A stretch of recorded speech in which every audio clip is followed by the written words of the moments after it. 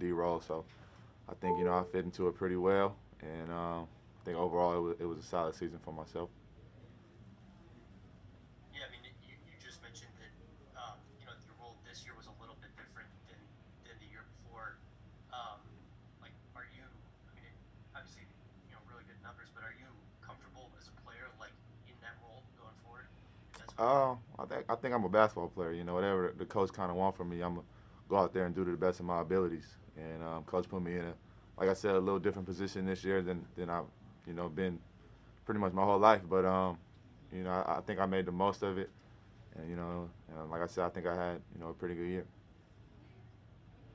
That being said, how do you approach free agency with the role? Do you let it come to you? Do you and your agent aggressively approach it, knowing that you are still restricted? Just maybe the mindset entering what is kind of a new chapter or potentially, a new beginning in some way for you. Yeah, I think I just got to talk to my agent, and we just move together, move forward together. I haven't thought about it. I was just focused on this year and doing what I can to help my team this year. So now that it's over, now the summer's here, we can dive into that. But I haven't even touched on it. Hey, so how frustrating was it for you to also have to deal with like the thumb injury as you guys were making that final push as guys are kind of falling out, you're trying to play through it and just not being able to finish the year maybe the way you wanted. Yeah, I mean, it was very disappointing. Obviously, we wanted to at least get into the play-in and give ourselves a shot, but unfortunately, it didn't happen.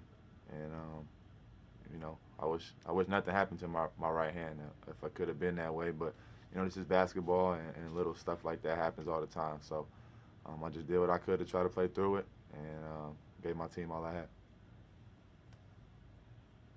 And how would you describe year one understand? Just what was that working relationship like, and what did you kind of take away from that experience? I think like anybody. I mean, it was up and down year.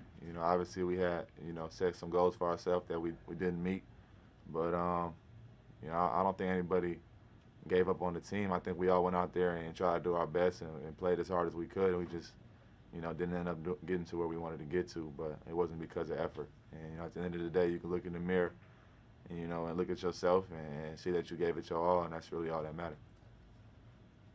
You had to deal with the trade rumor stuff, for months basically until the deadline. Was that difficult with that hanging over your head? Nah, I mean, I've been in trade rumors, my whole career. So at this point, it's really nothing to me. It's just another day. Heading into the offseason, what are you looking for this offseason? If you can talk about that a little bit in terms of, what would you consider a good offer, a respectful offer, and are you open to, if this team decides to match, is this a team that you want to stick with? Like I said, that's a conversation between me and my agent moving forward. But obviously, I would love to be back. I built a good bond here with the coaches and the teammates that are here. So I mean, I definitely wouldn't mind coming back at all.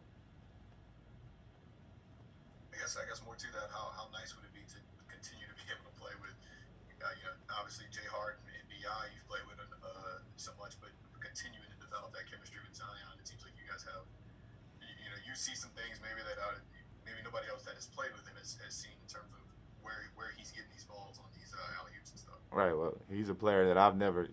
He's a one of a kind player.